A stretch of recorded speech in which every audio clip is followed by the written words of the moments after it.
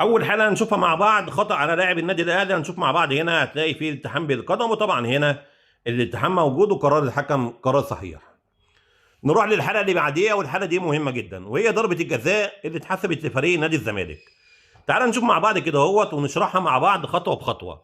اول حاجه هنا لعيب الزمالك وصل للكوره زي ما احنا ما شايفين مع بعض، بس بعد ما وصل للكوره القدم فضلت مكمله في اتجاه الكرة واتجاه قدم لعيب النادي الاهلي زي ما احنا ما شايفين مع بعض. في الوضع اللي انت شايفه دوت، مين ضارب مين؟ يعني بالوضع اللي الحكم بتاع الفار كان لازم يجيب الحكم ويوري له اللقطه دي، لان انت هنا لما تشوف القدم بتاع لعيب نادي الزمالك هو اللي عامل التحام، واضحه جدا هو هنا اللي عامل التحام. هل لعيب النادي الاهلي يبقى بالوضع ده هو اللي ضارب، ولا لعيب نادي الزمالك داخل بالاسترزات في قدم لاعبي النادي الاهلي؟ يعني الطبيعي الكره دي ما تتحسبش اي حاجه، ولا خطا على لاعب الزمالك لان هو مكمل اللعبه، ولا خطا على لاعبي النادي الاهلي لان هو لعيب نادي الزمالك التكمله هو اللي عمل بيها الاتهام زي ما احنا ما شايفين مع بعض. فطبعا هنا ضربه الجزاء غير صحيحه. نروح لتنفيذ ضربه الجزاء ونشوف مع بعض هي دي اتعادت.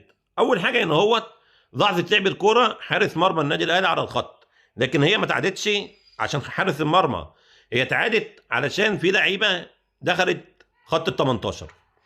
طيب هو لعيب النادي الاهلي دخل لوحده؟ اللقطه اللي انا جايبها دي في لعيب من نادي الزمالك ولاعيب من النادي الاهلي، فهنا في اتنين لعيبه يبقى اللعبه تكمل.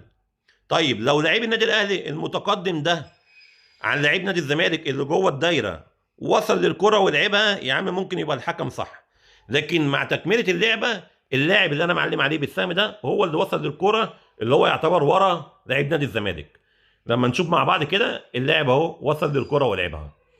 اصبح هنا ان اعاده الكره غير صحيح طبعا، وهنا خطا كبير جدا من حكم الفار، لان كان لازم يجيب الحكم ويشرح له التفاصيل ان هنا في اتنين لعيبه، لعيب من النادي الاهلي ولعيب من نادي الزمالك. اصبح ان هنا الخطا مشترك ما يتحسبش. اللاعب اللي هو وصل للكرة كان ورا، ما يعتبرش دخل جوه خط ال 18، ما يعتبرش عمل اي مشكله للاعب اللي منفذ ضربه الجزاء. فطبعا هنا خطا كبير جدا من حكم الفار. نروح للحاله اللي بعديها، هنا خطا على لاعب الزمالك. هنشوف مع بعض هتلاقي فيه التحام بالقدم، وطبعا هنا الاتهام موجود، وهنا الحكم حسب المخالفه وادى اللاعب انذار وقرار الحكم قرار صحيح. نروح للحاله اللي بعديها، هنا لعيب النادي الاهلي كان بيطلب بمخالفه. اللعبه دي لو الحكم حسب مخالفه ممكن يبقى معاه انذار، لكن هنا الحكم ما حسبش حاجه، والكره دي كمان ما تعدتش من زاويه قريبه. نروح للحاله اللي بعديها، هنا خطا على لاعب الزمالك. هنشوف مع بعض هتلاقي اللاعب بيستخدم اليد في وش لاعبي النادي الاهلي.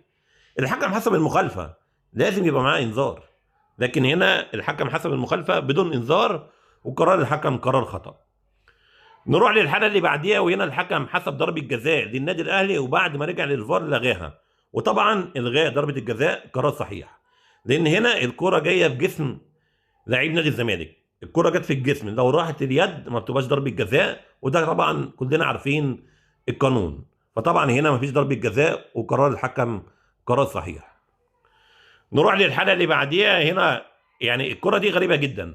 هنا الحكم حسب فاول على لاعبي النادي الاهلي. لما نشوف مع بعض كده هتلاقي لاعب الزمالك هو اللي داخل بركبته في جسم لاعبي النادي الاهلي، لكن الحكم حسب فاول على لاعبي الاهلي، وطبعا قرار الحكم قرار خطا. نروح للحاله اللي بعديها، اللعبه دي خطر جدا. هنا الحكم حسب مخالفه على لاعب الزمالك واداله انذار.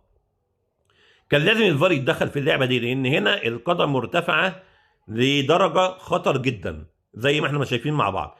ارتفاع القدم في المستوى دوت، معروفه ان الكره في المستوى ده ما بتتلعبش بالقدم، في الارتفاع ده ما فيش لعبه يلعبها بالقدم.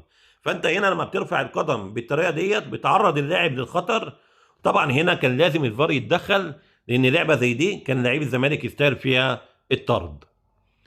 نروح للحاله اللي بعديها، وهي ضربه الجزاء بتاعه النادي الاهلي. هنشوف مع بعض هنا لعيب الاهلي خد اللعبه، طبعا خد الكره بصدره زي ما احنا شايفين مع بعض. بعد كده لعيب الزمالك عمل معاه التحام بالقدم، طبعا هنا الالتحام موجود، ضربه الجزاء صحيحه واكد عليها كمان حكم الفار.